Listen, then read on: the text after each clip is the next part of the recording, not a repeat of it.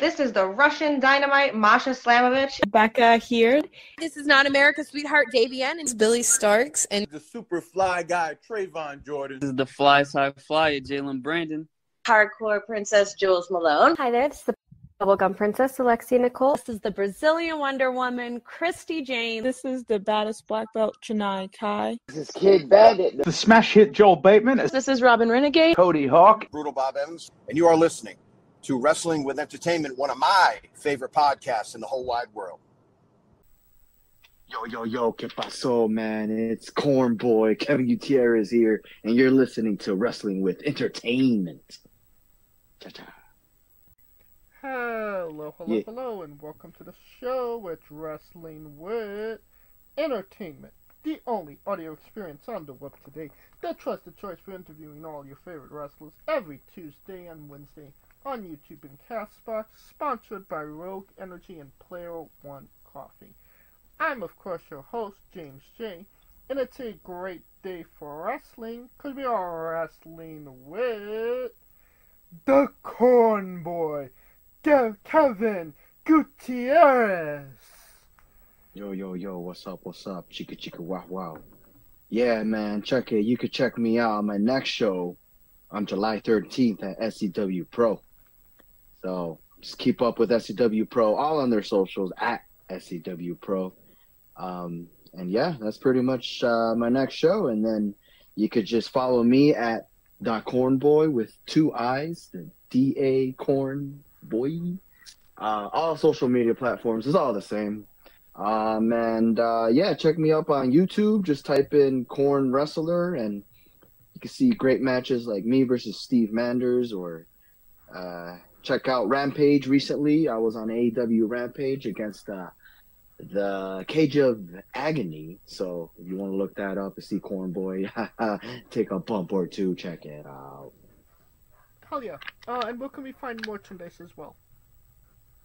Yeah, so I mostly sell merchandise at the shows. So I'll have luchador masks. I'll have Corn glow-in-the-dark pens. I'll have Corn stickers customized with my face on it. And my shirts, they always sell. So I'm getting a new batch with the new logo. So stay tuned for that. But merch is all in person, buddy. You got to see me live. I gotcha. Alright, and you don't have to go looking for it. All of the links to all his social media will be in the description of the video below, both on YouTube and Castbox.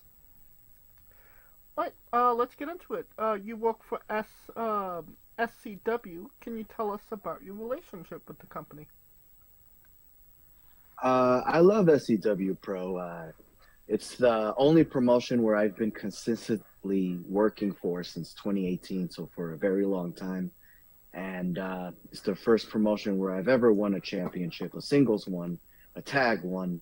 They're legitimate because they're connected to Black and Brave Wrestling, which is run by Seth Rollins and Merrick Brave. So SCW Pro, our relationship is fantastic. We're moving numbers, we're selling tickets, we're packing houses and buildings and whatnot, and I'm telling you, man, Iowa can't get enough of the Corn Boi when it comes to SCW Pro. And I'm the Iowa champion, so let's not forget about that. Hell yeah. And we'll get into that in a moment. It seems like everybody wants a piece of the Corn Boi at this point. Like you said, you recently just wrestled on Rampage against Brian Cage and the Gates of Agony. What was that experience like? It was really cool. It was really surreal. I wasn't happy just to be there. I was there to work. I was there to be a professional. And yeah, it was a cool experience. I've never wrestled on TV like that. It was a pre-tape, but nonetheless, it was a cool experience. I just felt ready. You know, I wasn't shaking in my boots or anything. I just wish I had my newer boots at that time, but it's okay. Next time I go back, I'll be a better wrestler, and they'll be impressed because I am in the up and up. But no, it's an experience I hope every wrestler gets to experience because it's a good vibe backstage, and it's good energy, and it's just a whole lot of wrestling. Was that a moment you took in the moment, or was it something that kind of set in afterwards, like, wow, I did this? It's afterwards for sure. Afterwards, I kept rewatching what I did on Rampage for sure, because it was insane. Like, just critiquing it and seeing what people perceived, try to take myself out of third person. But no, yeah, in the moment, I was just doing my job, in and out, just trying not to get heat, but trying to make an impression. So it worked out, but no, everything set in when I was alone at home and rewatching it on YouTube a couple times. After the match, was anybody coming up to you giving you advice? Yeah, Christopher Daniels, he came up to us. He gave me and Bruce critiques about the match. Really good critiques. Those are things that you really pay attention for and you keep your mouth shut for. But I'm happy I got critiques about it, and I'll become a better wrestler because of it, for sure. Oh, yeah. And, I mean, the big question everybody wants to know, how was the catering? Oh, man, it's great, man. It's up to par with WWE, for sure. They go tit for tat. Really? Yeah, I mean, yeah, they go, some days are better than the others, but, I mean, they're pretty much kind of the same. Yeah, okay. I'll eat like 7 ribeye steaks on a day and 10 LaCroix, and nobody would have a problem with it. So it's great. All right. Now you are the first ever Mercado on 5th champion. Can you tell us about that? Mercado on 5th, they have their own organization, their own community.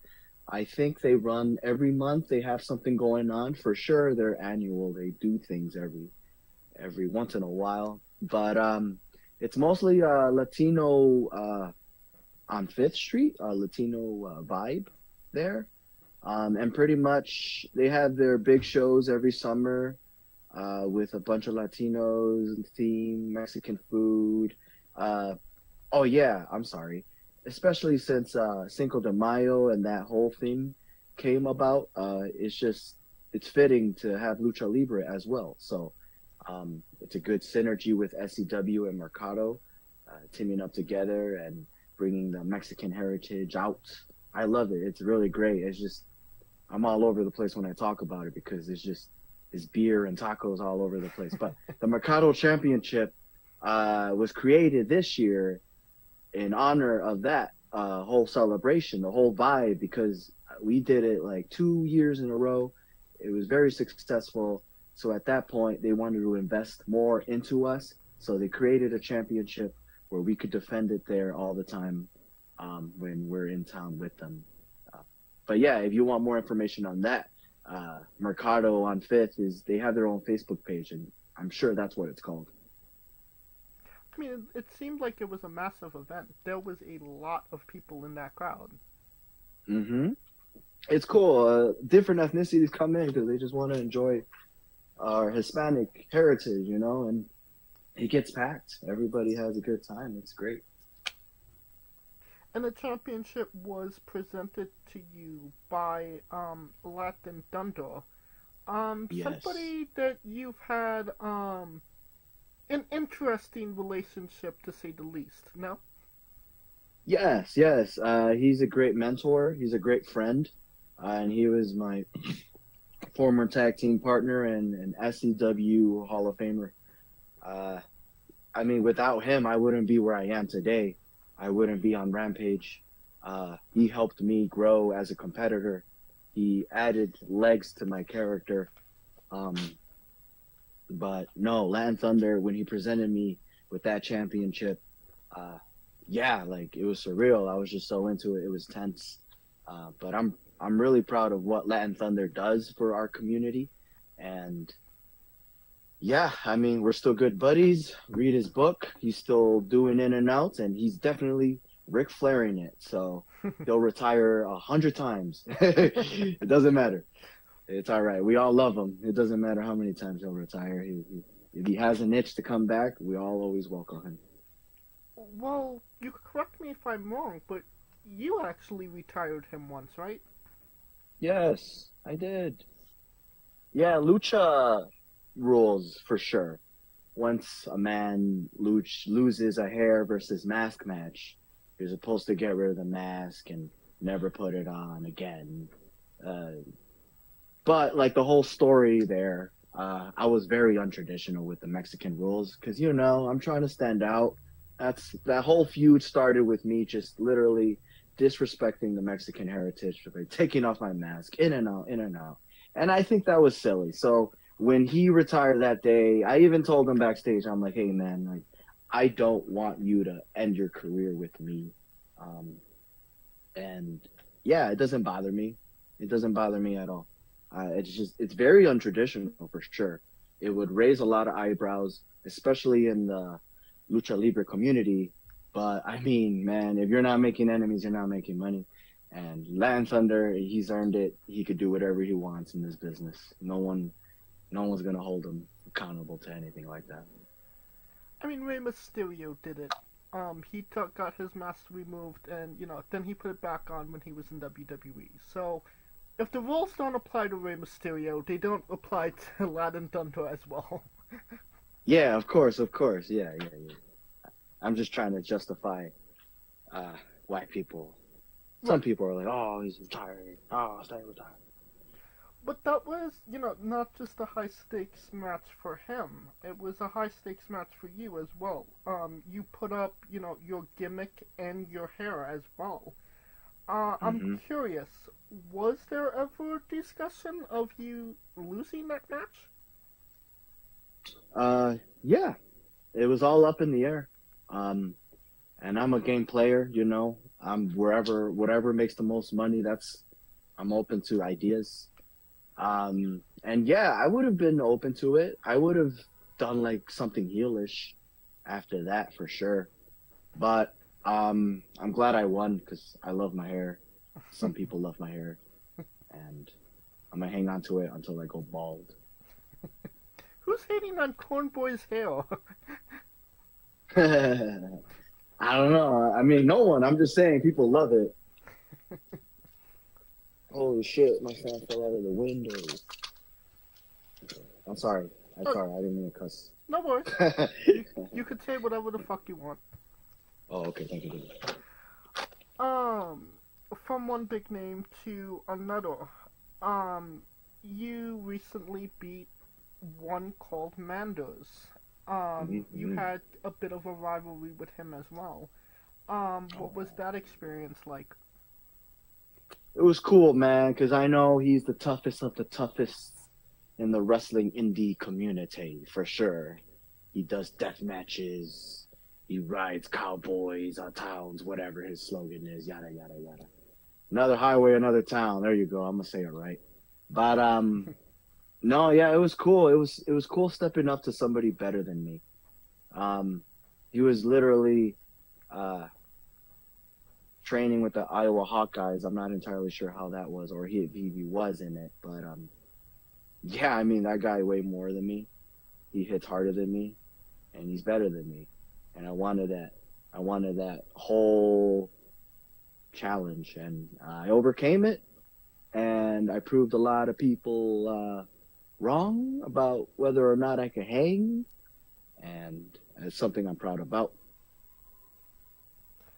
And you did it also as, like I mentioned before, the FCW Pro Iowa champion. Yes. It does seem like you are on, a roll when it comes to that championship, holding that championship right now. What does that kind of mean to you? It means a lot to me. It means everybody wants it. Everybody knows I have it. Everybody knows I'm the best. That's why I have it. Everyone's willing to do anything they can to take it away. But it means a lot because I know Abyss had it before, It has lineage. Ben Carter, aka Nathan Frazier, had it, and now I have it. Merrick Brave had it. Dustin Mosley had it. It's a good name, a good track of people. So no, the fact that now I have the ball, I'm running it, I'm defending it. It's a good responsibility, and I'm holding it with so much honor and praise. I'm trying to raise the bar with this championship here. Now going from something you have to something you couldn't get. Can you tell us about that time you were in love with Izzy B? I mean, nothing was gonna happen. She's dating Robert. So, I mean, it was just all storyline. It was cool. She was just cool. She was a good team player. We needed something to do with my character. Something, at the time, I didn't have any storylines. I think it was when I was started teaming up with Thunder, and time to time, she would distract me in the matches. And then for a small period of time, she was distracting me so much, just lose the matches. But I was also worried about Robert punching me in the face with infamy. So, that was a sticky situation, but, it's over. Focus on championships. Oh, yeah. Now, can you tell us about, you actually beat Warhorse, obviously a big independent name. What was that experience like? Oh yeah, that was a really tough experience. It was really hard. We wrestled inside a building, and it was close to 100 degrees. So, and it was a long match, and I was winded, and I was moving fast. But it was a really cool experience with Warhorse because he was another hard-hitting guy. My opinion, Manders is a more higher echelon than Warhorse, but Warhorse was that first taste of, oh, he's bigger, he's better than me in the independent scene. He was my first challenge for Warhorse. So Warhorse was like a cool prerequisite to face Manders, which is awesome in the wrestling business because that's how it has been so far. Like in the very beginning, it was done again, like Xavier killing. And he was tough. He was very hard hitting. So he like prepped me up to face like someone like Connor Braxton. And then from there, you move on. You face bigger people like Wisdom, like even harder hitting. And then it's just so cool. And then eventually Shug, and you're like, whoa, it's more technical now. But I'm digressing. I'm so sorry. But yeah, Warhorse, yeah, like he was the first opponent where I started facing bigger opponents. Okay. Now, can you tell us why Cody Rhodes has it out for you? Maybe it's because I was trained by Seth Rollins. Let me tell you a story, though. One time I was doing extra work, right? And Cody Rhodes, this is right after he had that Hell in a Cell match with Seth Rollins. Torn pec and yada, yada, yada. He was going to cut a promo. This is right before he got attacked by the coach with a sledgehammer. And right before he goes out there and makes that speech, he looks at me and he's like, this is weird, but can I borrow your tie? And I'm like, oh, snap. Because that night, I decided to dress like a superstar. And he wanted to take my tie, go out there, and cut a promo because he knew I had fashion sense. So that was really cool. So I think from there, that's when all the hitting started happening, really. So it was like, yeah, so there's like records of this because it's literally on TV. So it'll start with the tie, and then you'll see me like doing security work, I think with Lesnar and him, and then that's where it started. And then recently, he just threw me in the middle of the ring for no reason, and he said he would, and he did, and I thought that was cool. But yeah, no, I mean, next time I see him, I'm gonna make sure I get him. I don't care. I'm gonna make my mark. It's my opportunity. I'm gonna lay it out. I'm gonna lay him down in front of everybody on Monday Night Raw live. What are they gonna do? They're just not gonna invite me again? Oh wow, I guess I'm famous now because I did something I wasn't supposed to, huh? So yeah, Cody. And like Cody, like wow, you steal a man's tie and then you beat him up, like real right. heel in real life. He was jealous. He was jealous because his tie sucked. My tie rocked. But no, he's cool. He's awesome. He's other than the tie, he's a great champion.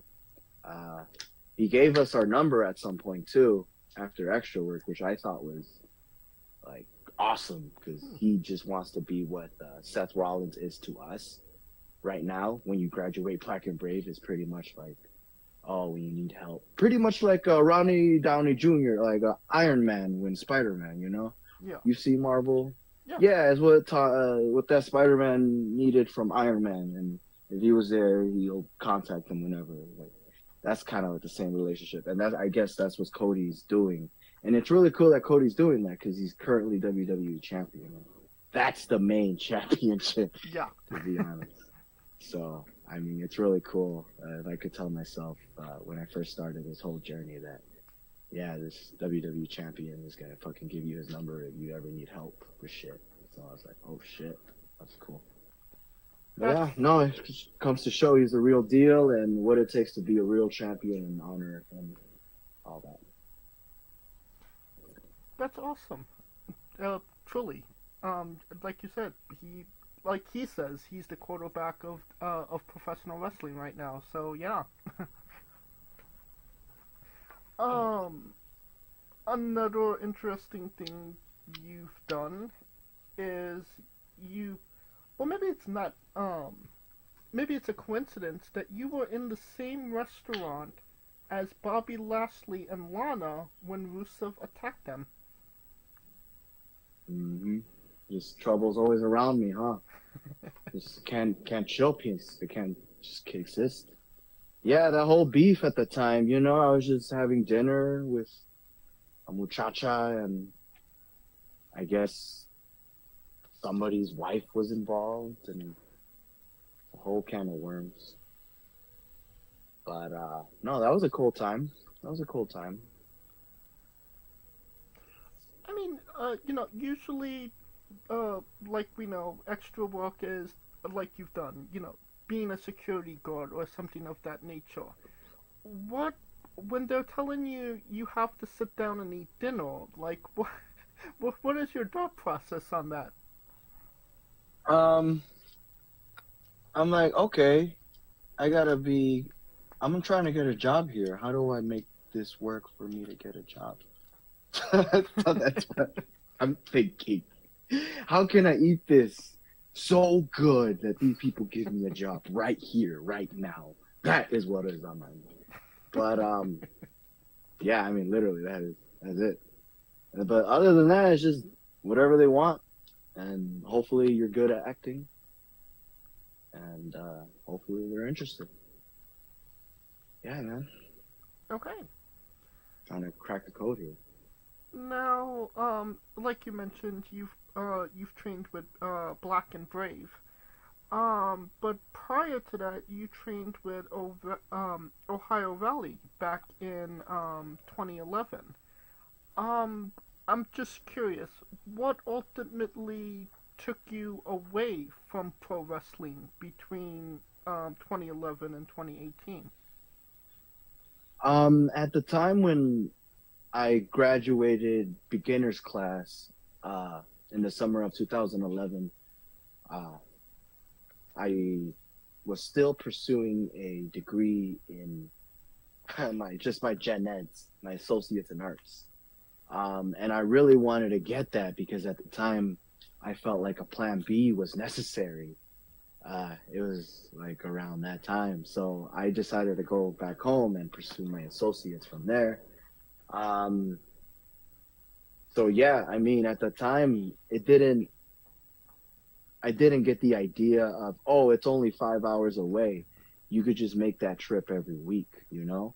But at that time, I didn't know the hard work and the miles you really have to put in to succeed, right? So I thought, okay, I'll just move back home and I'll just stick to school and finish this. So I did that, and I finally got my associates in 3 years, like in 2013. And then I pursued journalism for like a good year. And then I fell out of it. So during that time between 2011 and 2018, I was really trying to find my footing career-wise, real money shoot-wise. And I couldn't really after getting my gen eds. I did get my associate's in arts degree, but I didn't get my journalism degree. I mean, my bachelor's degree. Journalism, fuck it. I dodged a bullet. We all know what ended up happening after 2013 with the news. But anyways, yeah, so I was just trying to do that. So ultimately, I switched to massage therapy, and then I didn't like it at some point. So I just decided just to focus on my father's business, a landscaping business. So yeah, I just trained and did landscaping for like 2016, 17, after I fell out of college. And I kind of got depressed after that because it's rough. Like I had a plan when I was in high school, like I'm going to get a journalism degree and I'm going to pursue wrestling. And then when journalism degree didn't work out, I was like, oh shit, I'm a fuck up. I didn't finish this. So it derailed me a little bit, but I got back on track and I realized there's other ways to make money. There's better ways. So I found a good groove now. I'm at a better place. But yeah, that's why there was a good brief amount of time there. But I had the edge here and there. I would train like maybe once like in a blue moon, but my priority was mostly just finding a job and maintaining it. Seems like there was a lot of finding yourself in that period of time. I think you have to, as a wrestler, for sure. It's a business, and if you don't have your stuff figured out, even personally, or even have yourself figured out as best as you can, you'll probably shoot yourself in the wrestling business quicker than you walked in, you know? Right. So I don't know. I like Stone Cold Steve Austin said, and I've heard, you gotta like go through the journey, the moral stuff. You gotta figure out. You gotta have your life situated. You gotta know who you are as an individual. How like you gotta have your standards, your Maslow's needs of actualization met. You know, all that. So I think once you do that as a performer, everything just grows. You know. When you did eventually come back to pro wrestling in 2018, did you consider going back to Ohio Valley, or what was kind of the deciding factor of you going to Black and Brave? Originally, I was trying to go to Canada and train with Lance Storm, but I didn't pay his fee on time, so he was like, well, people committed faster than you, so it's too late. So I didn't want to wait. I was very urgent at that time. It was 2017 leading up to 18. And I'm like, I don't want to waste no more time. I want this now. I was working a solid job. I had enthusiasm. I made a good comeback, good enough to gain confidence and get retrained. So, no, I mean, OVW, I didn't think about it because I already went there. And Black and Brave is a no-brainer. I mean, it was Seth Rollins at the time, and I knew he was really good. Personally, not my favorite Shield member at the time, but I knew he was the best in the ring for sure. Like he was close to like Shawn Michaels type of work. So, and that's what I want to be. So it was a no-brainer, and it was only 3 hours, which was a huge plus. So it all worked out. And you're very brave to admit that Seth Rollins wasn't your favorite Shield member. He's cool. He'll give me shit sometime. Who was your favorite Shield member? At the time, I mean, now it's Seth. But at the time, it was Dean. I was a huge fan of Dean Ambrose. I thought he was going to be the one. Oh, but yeah. Obviously, like everyone saw, they were pushing Roman. Seth was like the athletic, cool guy. And then Dean was the talker, the vibe. And I was like more of the vibe, the way he worked. It was close to like Roddy Piper, kind of. And I liked that. I was more of a Piper guy. So that's why he was my favorite Shield member in that group. Oh, yeah. There was something about Dean that was like, oh, okay. Yeah, but it ended up being, well, yeah, Seth is a hard worker. So okay, you see that and you're like, oh, okay, it's cool. Now, when it comes to pro wrestling magazines, there is no bigger than PWI. In a article about SCW, you were actually mentioned. What? Oh shit! I didn't know this. Oh, you did not notice? No. No. Well, just finding out that you were mentioned in PWI, what does that kind of mean to you? I mean, I just found out about it. It's pretty cool. I've been trying to be on their list. There's like 500 and I'm not there. You're gonna tell me I'm not better than half of those people? I swear. No, I'm sorry. You're fine. I just need to go out more. If I go out more, I'm sure I'll move up. I've seen people out there. I've seen what the indies offers, and I'm just getting started. So, oh yeah, it's been a long journey, of course, but I'm putting all the pieces together, and then eventually it's just gonna explode. Oh, definitely. That's my prediction. Put money on that. Check that. Put 2 times money on it. And check that. No, I'm kidding. What? There's the list is coming up sooner rather than later in the next couple months, and you know it wouldn't surprise me if you was on it. I should be. Oh yeah. This is all subjective. It's like, what the fuck? It's just who knows who. No, that's cool. I mean, it's cool. There's a list out there. I'm just a hater at this point because I'm not on it. But if I was on it, I wouldn't be talking this shit. Right. So, yeah. But no, it's cool. Anybody, wrestling's awesome. You can do whatever you want. So there's a list. There's a list. If I'm not in it, I'm gonna be salty. But it's cool. So. No, it is. I'm gonna work harder. That's what I gotta do. Okay. All right. Now it is time for Corn Boi's Bizarre Adventure. You're a pro wrestler that goes up and down the roads, and weird, crazy, and bizarre things are bound to happen. Can you tell us a road story that fits that description? Every night, man. No. Weird one? Oh, well, I parked one time on the side of the road to use a restroom, and this was like 3 in the morning, like probably like, let's say like Tennessee or something, right? And I'm looking at the sky because it's a clear sky. You can see the stars and all that. And then there's a van that pulls up to me like really fast, and I'm already in the car. Like my windows are rolled down, but this one guy comes out of this van, and I lock my doors right away. I roll up my windows right away. But he got so close so fast. I'm like, holy shit, like what the fuck? And he's like, oh, you need help with anything or anything? I'm like, nah, man, I'm good, man. I'm good. Just pissing. And then you could hear like his family like in the van saying, is he okay? It was kind of creepy. It was kind of Hills Have Eyes kind of vibe. But I don't know. I played Resident Evil Village and Biohazard, and it scared me. So I don't know. That's as weird as it gets, man. And if it could be weirder, I wouldn't say it here. So, sorry. Okay, well, sounds like it could have been a bizarre adventure, but it could have been. You could have, yeah. And I mean, if something weird or bizarre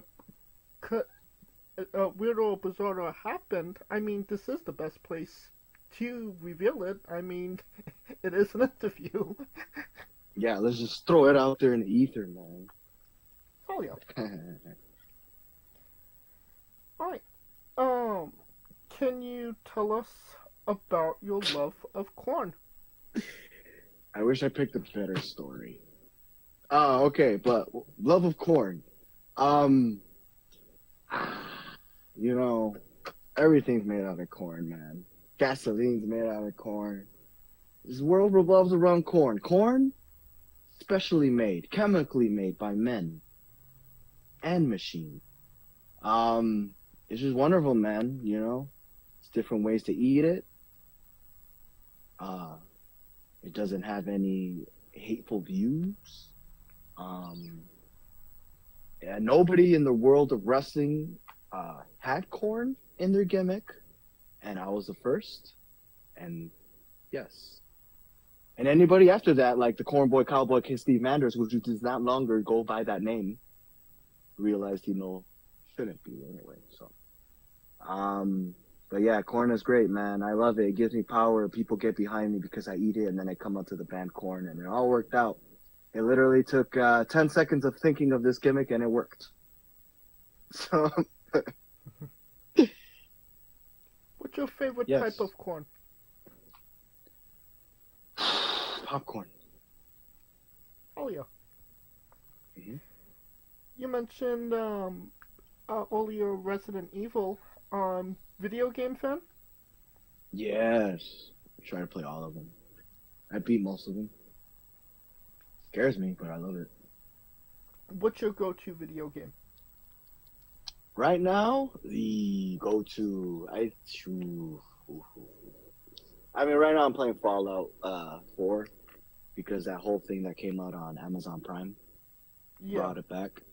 I mean, I've been playing it way before, but I started recently playing it again after years because of that show. And plus, they updated it for the PS5, so I just got a PS5, so it was pretty sick. But yeah, that's my go-to right now. I like single-player good story game telling. I'm not a huge fan of multiplayer online. I mean, I love it. Don't get me wrong, but I don't get home and start playing that because that's kind of like counterproductive because people just piss me off online. That's what they typically do. What's your favorite all time? Favorite what? Video game. Video game? Yeah.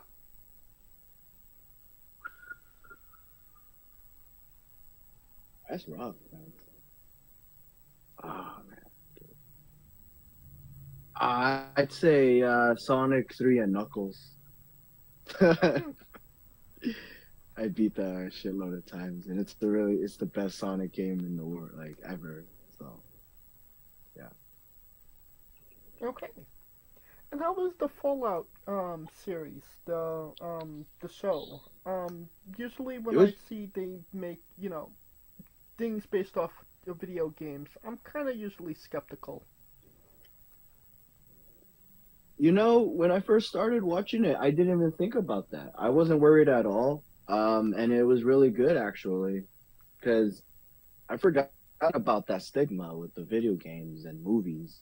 But no, this one, it rocked. Like, it was good. I think I watched it with my family, and they were behind it. They liked it. They got into it. Yeah. Okay. Was that the question? Did I answer the question? Yes, I absolutely. forgot the question. Oh, okay. Did you watch the Knuckles series? Oh, that's what I was going to bring up. That's why I lost my train of thought, because that sucked. I couldn't watch it. I watched it with my girlfriend, and I got mad and embarrassed to be a Sonic fan for those reasons. They dropped the ball so many times. It's cringy. Nobody could make it past the first episode. And if you could, something's wrong with you. It's primarily because it's not focused on Knuckles, right? Right. Yeah. No, they ran out of money for Knuckles. So they're like, okay, we fucked up. Let's focus on the human being. Yeah. And, like, what the fuck? The non-CGI character. Yeah, they're greedy bastards, man. They have all that money. They have it all. They just messed up because they make streaming available with everything, and now they're fucking dumb. Terrible. All right. It is now time for the colossal question. Let's say they're making a movie about you. Big blockbuster, unlimited budget. Every movie has a soundtrack. what would be the first 3 songs on your movie soundtrack? Boom Boom Pow by Black Eyed Peas. Gotta Get That. Oh wait, that's You Can't Touch This by MC Hammer, and Fuck the Police by NWA. Alright, solid 3 picks. Yes.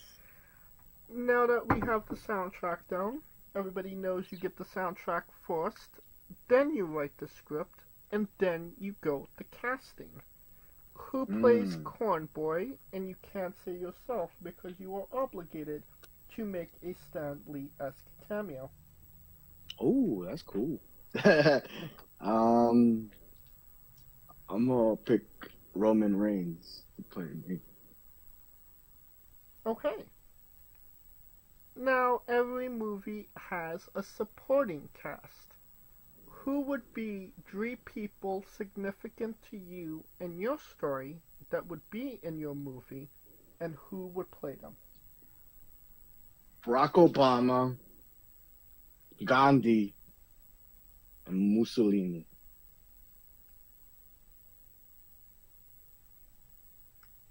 Okay.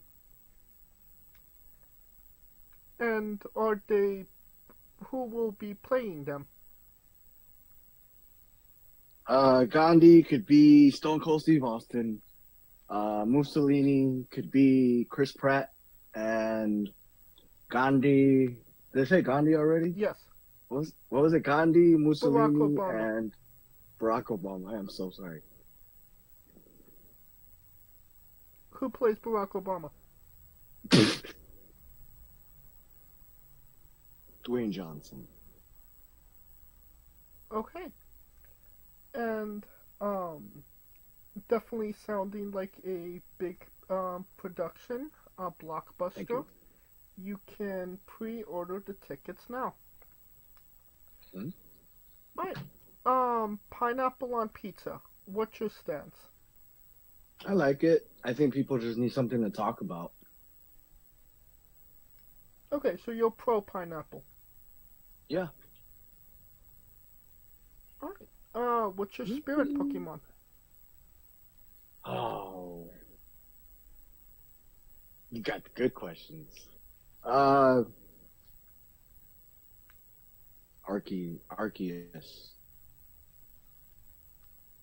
Okay.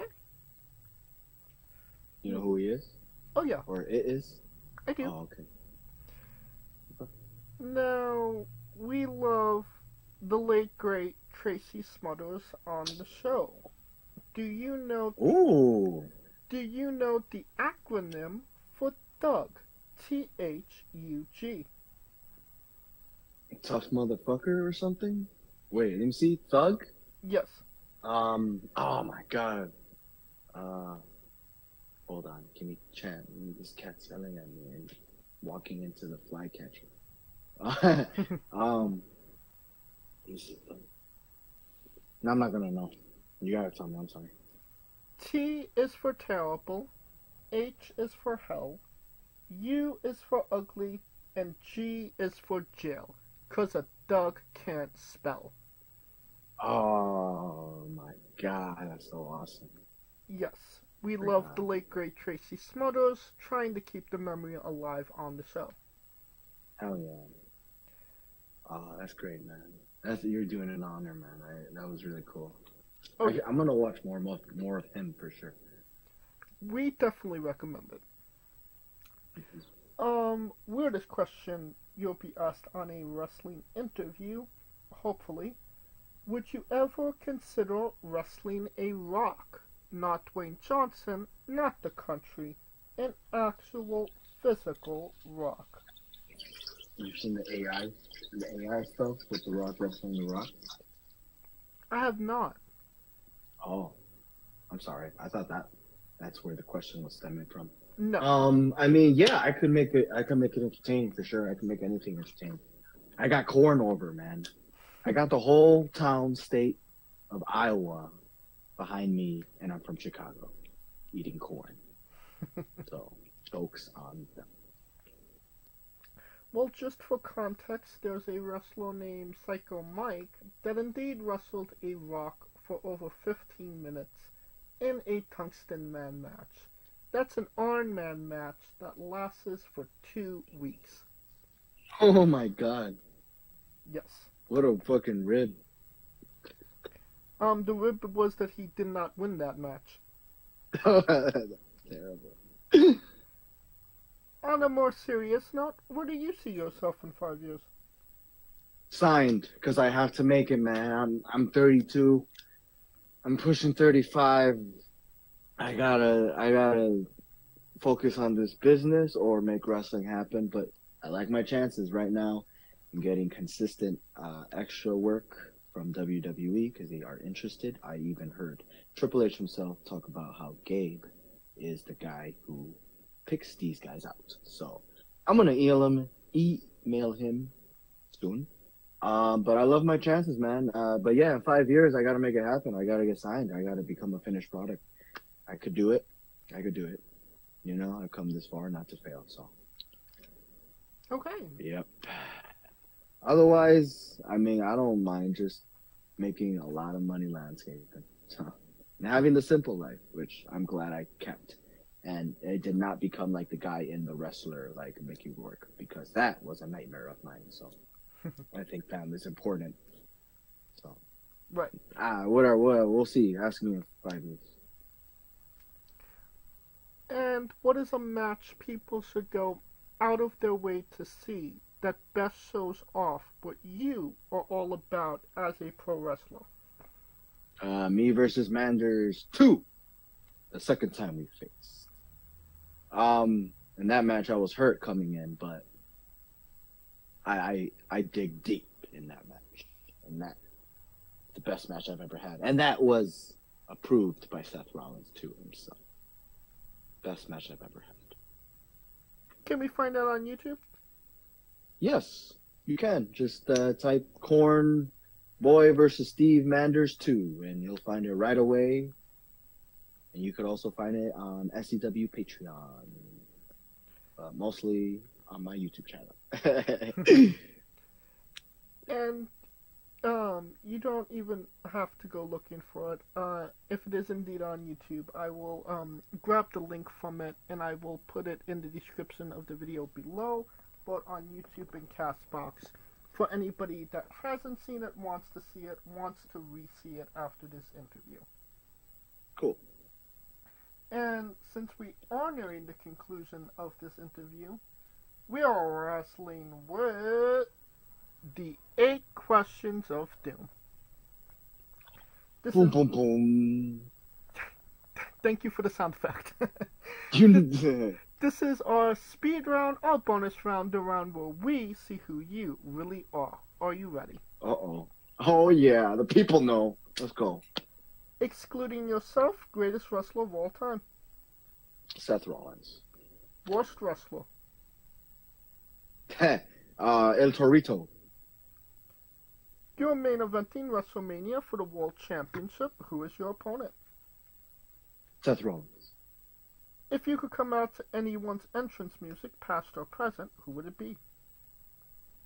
Chris Jericho. Which one? The 2008 one. Oh, so break the walls down. Yeah. Finish the sentence. Kayfabe is... Still alive. Kinda. We would have also accepted taste great on toast. Squash. Vegetable or fruit? Fruit. Yes, it is indeed a fruit. It has seeds, tomato logic. Oh, I thought you were asking me what I wanted. But yeah, I picked it. New Japan wrestler Tai Chi, his ring gear gets smaller every year, revealing more of himself to the world. My question, what is the appropriate trunks to butt cheek ratio for ring gear? Oh, that's tricky, man. I mean, as long as there's no anus, then you're good. Okay. Whatever the women do, we could do. All right. So as long as the butthole is covered, you're fine. As long, I don't know, man. Just something appropriate, man. It's a family show sometimes. Okay. And the last question, the main event, the thing everybody wants to know. Have you ever had a conversation with a stranger in a supermarket about Darby Allin? No. And that is the correct answer. And that will conclude this interview. Thank you so much for coming on and doing this with me. No worries. It was a pleasure. Pleasure was all mine. Can you once again tell us where we can find all things Corn Boi on social media? So it's D-A Corn. You know how to spell corn? Yes. And then B-O-I-I. 2 I's. So it's boy. And then it's the same thing for Insta, same thing for the X. And yeah, pretty much you type in Corn Wrestler on YouTube, I'm the only one in the freaking world, so yeah. Okay. And merchandise is in person only. Yes, in person. You will have to find me. Okay. And you don't have to type it into your Google machine. All of the links to all his social media will be in the description of the video below, but on YouTube and Castbox. Simply click the link. A new tab will appear on whatever device you are on. You have no excuse. Give him a damn follow. And if you're at a show, buy a damn shirt. Oh yeah, finally. Of course, thank you for listening. If you like what we're doing, please like, subscribe, comment, both on YouTube and Castbox. This was sponsored by Rogue Energy and Player One Coffee.